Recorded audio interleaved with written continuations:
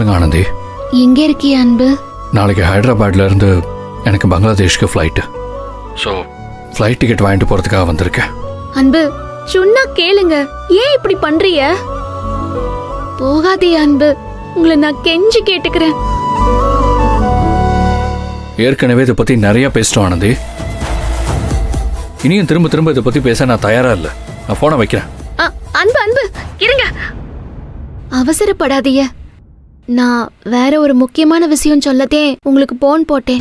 என்ன விஷயம்? மகேஷ் சார் என்னைய கூப்பிட்டு உனக்கு புது ஹாஸ்டல் பார்த்துட்டேன், இன்னைக்கு சாயங்காலமே நீ அங்க போய் தங்கிக்கேன்னு சொன்னாரு. இன்னைக்கே வா?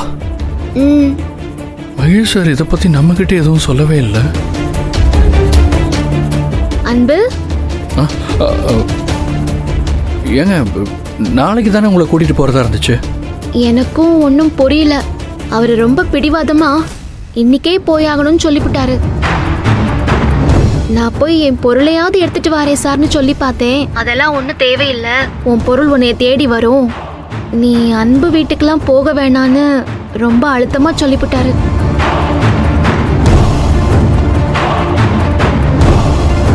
அன்பு லைன்ல தாங்க இருக்கேன். என்ன செய்யறது? அப்ப நான் உங்க பொருள்லாம் சாயங்காலம் கம்பெனியில் கொண்டு வந்து கொடுத்துட்றேன். நீங்க ரெண்டு பேரும் என்ன நினைச்சுக்கிறீங்க? இதெல்லாம் எனக்கு சுத்தமா விளங்கல.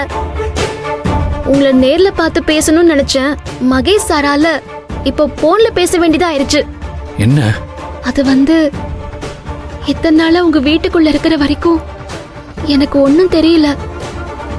இப்ப திடீர்னு வீட்டையோ உங்களையோ யாழ்னி உங்க எல்லாரையும் விட்டுட்டு நான் போறேன்னு நினைக்கும் போது என்னன்னு தெரியாம மனசுக்கு ஒரு மாதிரியா இருக்குது.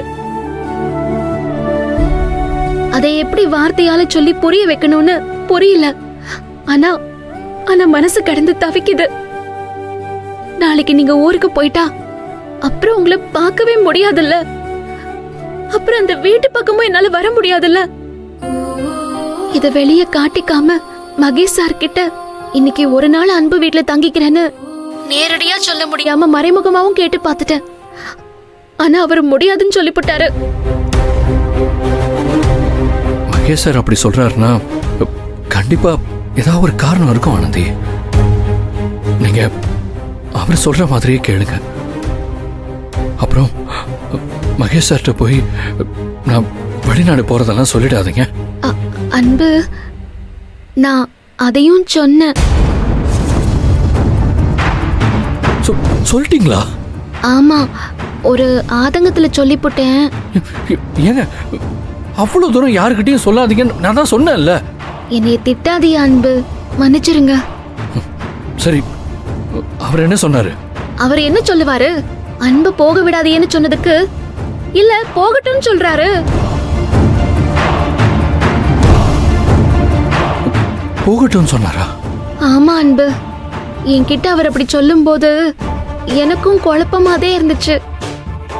அவர் பேச்சே ரொம்ப வித்தியாசமா இருந்துச்சு. எனக்கு மனசுக்கு ரொம்ப கஷ்டமா இருக்குது அன்பு. இப்பவே உங்களை நேர்ல பார்க்கணும் போல இருக்குது. நீங்க அங்கேயே இருங்க, நான் கிளம்பி வாரேன். இல்ல இல்ல, வேணாம் வேணாம். எனக்கு ஒரு முக்கியமான வேலை இருக்கு. அதை முடிச்சுட்டு சாயங்காலத்துக்கு மேல உங்க பொருள்லாம் எடுத்துட்டு வந்து பாக்குறேன். அன்பு, நீங்களும் ஏன் இப்படி பிடிவாதமா இருக்கீங்க? சொன்னா கேளுங்க அன்பு. ஆனந்தி, நீங்க இப்ப தேவையில்லாம பிடிவாதம் பிடிச்சிட்டு இருக்கீங்க. மகேஷ் சார் தான் சொல்லிட்டார்ல, அவரு கூட கிளம்பி ஹாஸ்டலுக்கு போற வழியை பாருங்க. எனக்கு இப்ப வேலை இருக்கு, மத்ததெல்லாம் நேர்ல பார்க்கும்போது பேசிக்கலாம். அன்பு அன்பு